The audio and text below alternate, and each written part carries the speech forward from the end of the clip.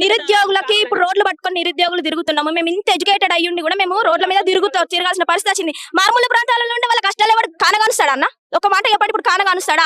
మేము ఇంత రోడ్ల మీద తిరుగుతుంటాం. ఈవెన్ చిన్న ప్రెస్ మీట్ పెట్టిన అతను మారుమూల ప్రాంతాలలో ఉండి వాళ్ళ కష్టాలు వస్తే చెప్పుకుంటే ఈవెన్ అలా చెప్పుకునే సిచ్యువేషన్ కూడా కల్పిస్తాడని నాకైతే నమ్మకం లేదు. మా డిమాండ్ అయితే ఒకటే, అసలు 3 నెలలు పోస్ట్ పోన్ కావాలి. మాకు చదువుకోవడానికి టైం కావాలి. మేము మెంటల్ గా చాలా ప్రెషర్ అవుతున్నాం. ఈ 10 days లో మేము చదివి కూడా రాసి ఈ మెంటల్ ప్రెషర్ తోటి ఉంటామో ఉండమో కూడా తెలియదు. దానికి కారణం మాత్రం సీఎం అవుతాడు. దీని మీద ఖచ్చితంగా చర్య తీసుకొని మాకు రిజల్ట్ అనేది రావాలి. 3 months పోస్ట్ పోన్ అనేది ఈ రోజు నైట్ కల్లా మాకు అనౌన్స్ కావాలి. అంటే 10th class exam paper recounting 60,000 మంది పెట్టుకోవడానికి ఎలా చూస్తారు? ఎప్పుడైనా గతంలో ఎలా జరిగిందో అప్పుడే ఫస్ట్ టైం. ముందు ఏమీ తెలియని వాళ్ళని తీసుకొచ్చి విద్యాశాఖ మంత్రి పెడితే ఇలాగే ఉంటుందండి. ఆయనకి విద్యాశాఖ మంత్రికి అసలు ఏమి దానికి పనులు ఉంటాయనేది కూడా తెలియదు ఆయనకి. ఆయన తీసుకొచ్చి విద్యాశాఖ మంత్రి పెట్టేశారు. కనీసం యూనివర్సిటీ స్పెల్లింగ్ రాదు. మన జగన్ గారికి తిడతా పెడతాంటే యూనివర్సిటీ స్పెల్లింగ్ రాదు. దాని గురించి వైసీపీ వాళ్ళు రిటర్న్ పోస్ట్ పెడితే నువ్వు డిలీట్ చేస్తావు. ఎందుకు డిలీట్ చేశారంటే మీకు అంత భయం ఎందుకంటే? నువ్వు అసలు ఏముంది, మీరు ఏం చేస్తారంటే మీరు వెళ్ళి దుబాయ్లో వెళ్ళి ఇండియా పాకిస్తాన్ క్రికెట్ మ్యాచ్ చూసుకోవడానికి తప్ప విద్యాశాఖ మంత్రి పనికిరారు.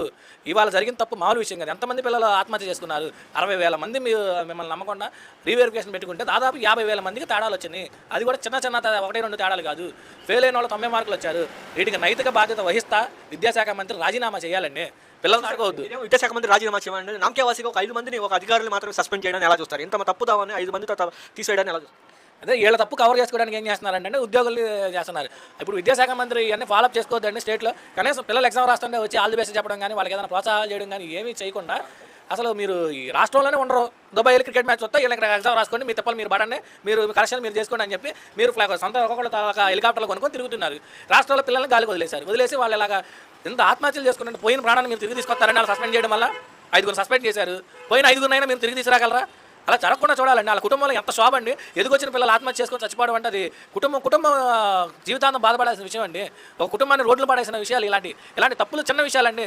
దీనికి వెంటనే నైతిక బాధ్యత వహిస్తా విద్యాశాఖ మంత్రి రాజీనామా చేయాలి. అప్పుడే బాగుపడుతుంది.